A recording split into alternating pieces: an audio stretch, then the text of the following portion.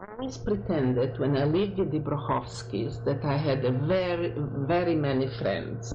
You continue. I used to tell them often that I'm invited to dinners, that I'm invited to parties.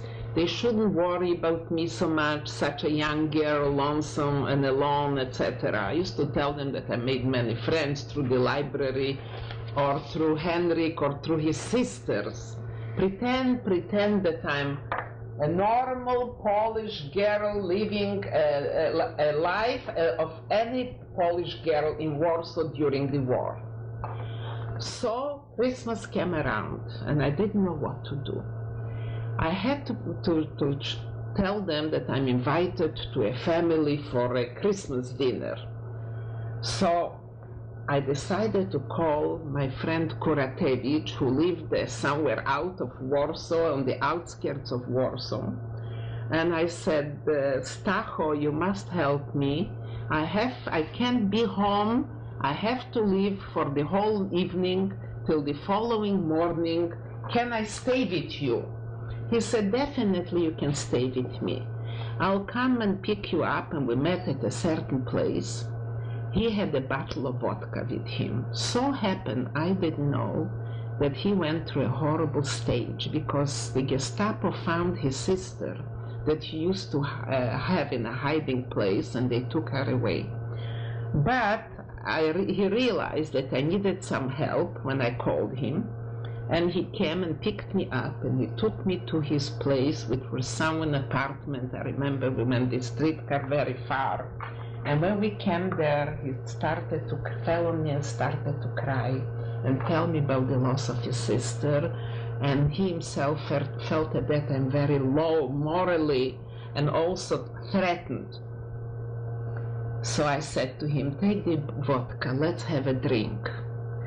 And we took out the vodka and we started to drink, and both of us got drunk, and we sat the whole night and cried on each other's shoulder. What was the story with his sister? Like, why was his she picked up? His sister, somebody denounced. She was hidden in an apartment. But she was not Jewish. No, she's Jewish, but he, being Jewish, lived as a Christian, Carol. Oh, okay. And he could move around. He had very good papers. He used to move around all the time. He was never hidden. And not only did he saved himself, but he saved his family. He saved the brother-in-law, he saved a few sisters, he saved many people. He used to help many people this way. He helped me also a lot. Mm-hmm. So I felt I could come to him for more help. Mm-hmm. And so the two of us cried really all night. We had nothing to do but despair over our fates, you know. And he especially, losing his sister to the Gestapo was a terrible thing to him. Did he know what happened to her? We knew what happened when Gestapo comes and takes a Jewish girl away. There is no doubt. Mm-hmm. They take her in a yard and they get rid of her. They shoot her and finish. And you never see her again. That's all the story. And the following morning, when I came home, and Mrs. Brochowska and her children started to ask me, Maria, did you have a good time? What did you eat? And so on.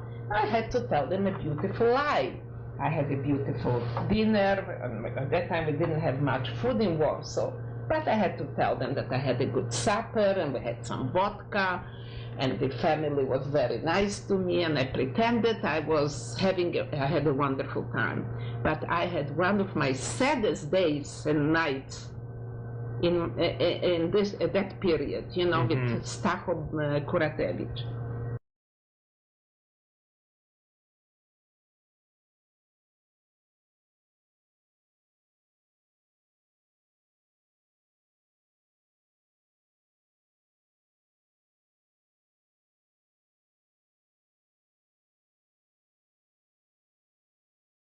And one day the door opened up, and there stands in front of me a girl from my school, from Warsaw, from my class. Gives me the books. She couldn't show that we know each other. I couldn't show. I was glad to see her. She was glad to see me. And the next time I was also selling vodka underground in this library. You know, I had friends, Polish people, who in their basement used to make vodka. Oh, homemade stuff. Homemade stuff. And I used, in order to supplement my salary, they paid very little. The work was important for me to work in a library in order to get a card, what they called Arbeitskarte, that I am employed. That was important to be employed. For the Germans, in case they stopped me on the street, I had to show who I am, that I'm employed was good. So I needed this card, you see. But the salary was a very lousy one. I couldn't live on it. So through some friends, I got this connection, and I used to get this vodka and all kinds of liqueurs and brandies and sell to restaurants. And we had, whenever I used to sell a vodka in the library, under the counter, I had it under the counter, I would occasionally give a bottle of vodka for our director, which is the Baroness Michalina de Kleist. She was my director. I would give her once in a while a bottle of vodka, or Dr. Zaleski, who was the director there.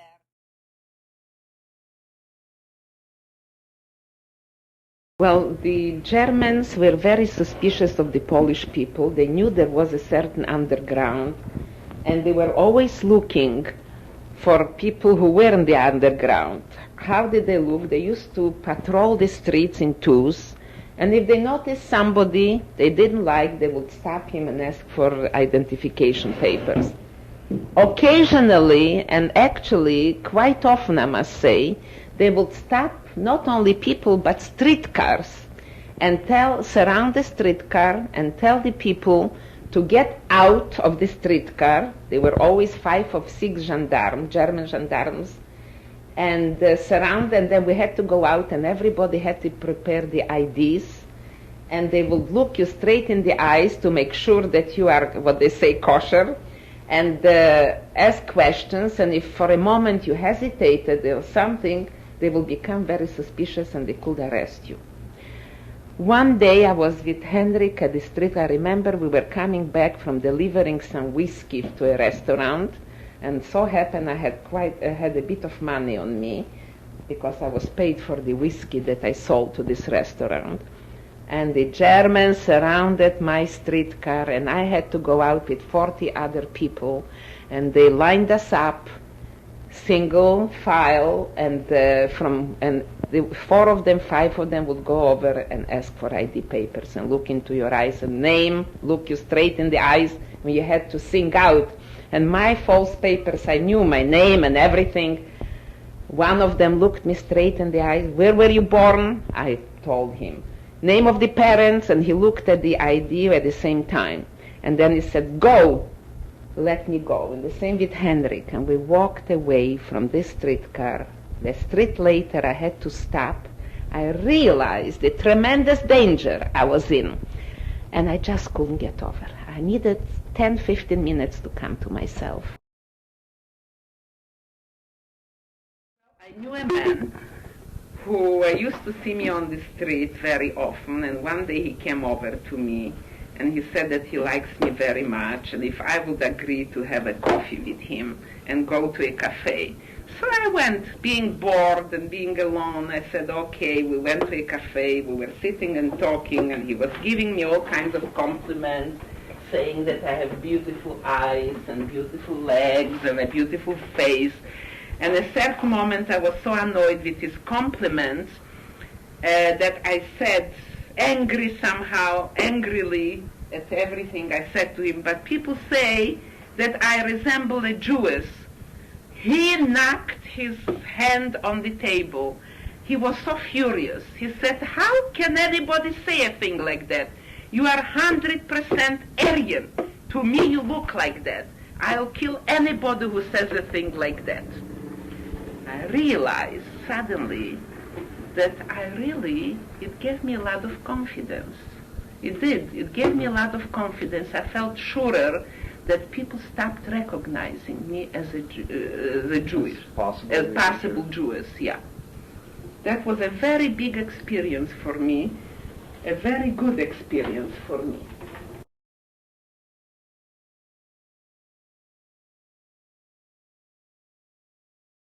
working in the library, I had possibilities of moving around a little, number one.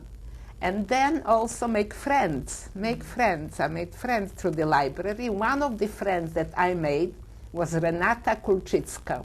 They lived on top of the library was on the second floor, and they lived on the third or fourth floor, I don't know. Her father was a professor of music, a director of a conservatory of music in Katowice.